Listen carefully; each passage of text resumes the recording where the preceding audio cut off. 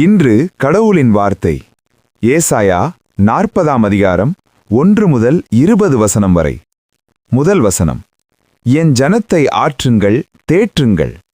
2ஆம் வசனம், எருசலேமுடன் பட்சமாய் பேசி அதன் போர் முடிந்ததென்றும் அதன் அக்கிரமம் நிவர்த்தியாயிற்றென்றும் அது தன் சகல பாவங்களின் நிமித்தமும் கர்த்தரின் கையில் இரட்டிப்பாய் அடைந்து தீர்ந்ததென்றும் அதற்கு கூறுங்கள் என்று உங்கள் தேவன் சொல்லுகிறார்.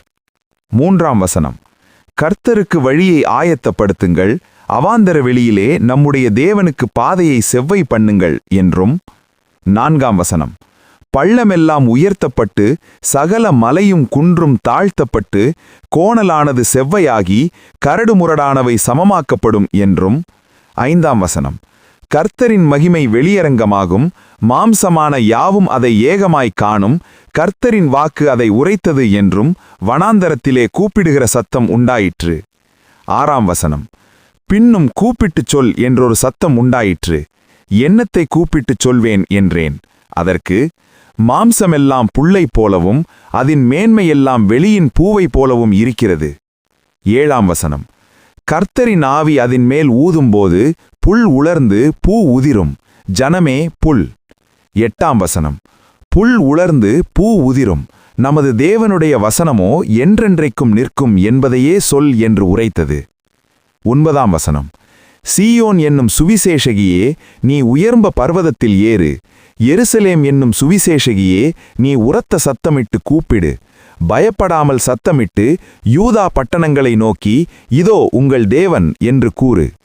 10ஆம் வசனம், இதோ கர்த்தராகிய ஆண்டவர் பராக்கிரமசாலியாக வருவார், அவர் தமது புயத்தினால் அரசாளுவார், இதோ அவர் அளிக்கும் பலன் அவரோடே கூட வருகிறது, அவர் கொடுக்கும் பிரதிபலன் அவருடைய முகத்துக்கு முன்பாக செல்லுகிறது. 11ஆம் வசனம், மேய்ப்பனைப் போல தமது மந்தையை மேய்ப்பார், ஆட்டுக்குட்டிகளை தமது புயத்தினால் சேர்த்து தமது மடியிலே சுமந்து கரவலாடுகளை மெதுவாய் நடத்துவார்.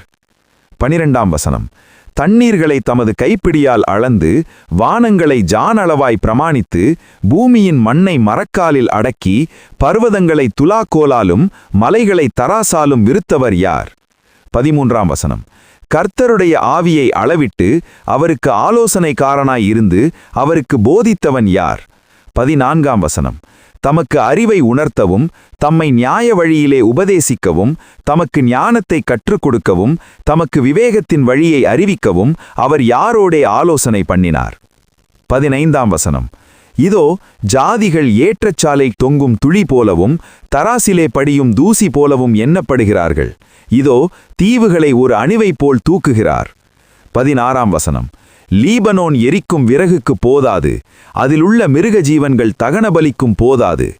17ஆம் வசனம், சகல ஜாதிகளும் அவருக்கு முன்பாக ஒன்றுமில்லை, அவர்கள் சூனியத்தில் சூனியமாகவும் மாயையாகவும் எண்ணப்படுகிறார்கள். 18ஆம் வசனம், இப்படி இருக்க தேவனை யாருக்கு ஒப்பிடுவீர்கள்? எந்த சாயலை அவருக்கு ஒப்பிடுவீர்கள்? 19ஆம் வசனம், கண்ணான் ஒரு சுரூபத்தை வார்க்கிறான், தட்டான் பொன் தகட்டால் அதை மூடி அதற்கு வெள்ளிச் சங்கிலிகளை பொருந்த வைக்கிறான். 20ஆம் வசனம், அதற்கு கொடுக்க வகையில்லாதவன் உளுத்து போகாத மரத்தை தெரிந்து கொண்டு அசையாத ஒரு சுரூபத்தை செய்யும்படி நிபுணனான ஒரு தச்சனை தேடுகிறான். ஆமேன்.